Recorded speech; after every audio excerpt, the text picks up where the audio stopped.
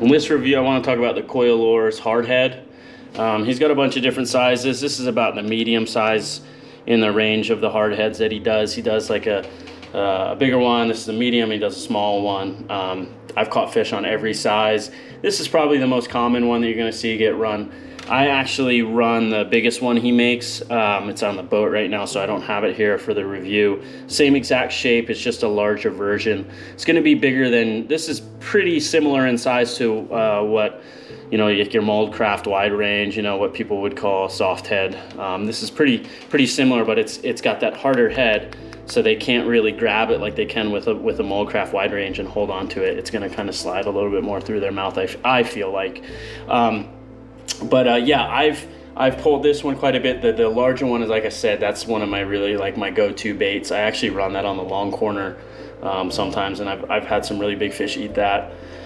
I've actually even had tunas. I've had ahis come up and blow up on that on the long corner. I like to rig them with rubber skirt, and I put newels underneath it. Like I was saying in some of my other videos, I do not double rubber skirt anything that I pull. I think it makes it more bulky. Again, that's a personal preference of mine, but I think it makes it way too bulky. You also have the issue of always having to check and make sure you don't get tangles between the two rubber skirts.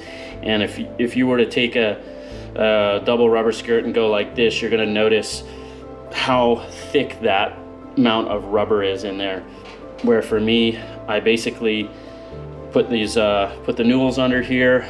I set them how basically you would underneath a vinyl skirt, but then I put the rubber underneath, over above it. So you still have what you're looking for. Still looks really great, but if you hold it and you grab it and the fish is coming through, you have a better transition to hook.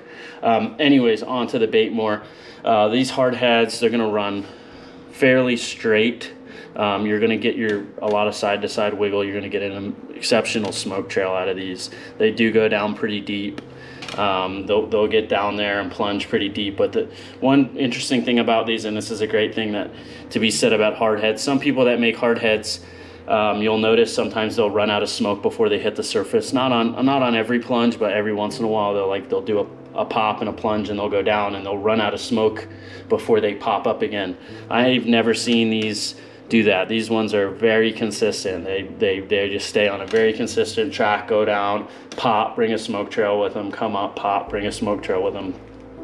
Your hookup rate's going to be pretty good on this, and this is something you're going to run in any condition. You could take this thing out in a hurricane and probably get it to run. So awesome bait, you know, consistency, craftsmanship, KOYA LURES. Hard to beat them. Eric's just a phenomenal lure maker. I've caught a lot of fish on his lures, and this one right here is one that has caught me a bunch. And like I said, you get the different sizes. The bigger one I've done really well on. Big fish.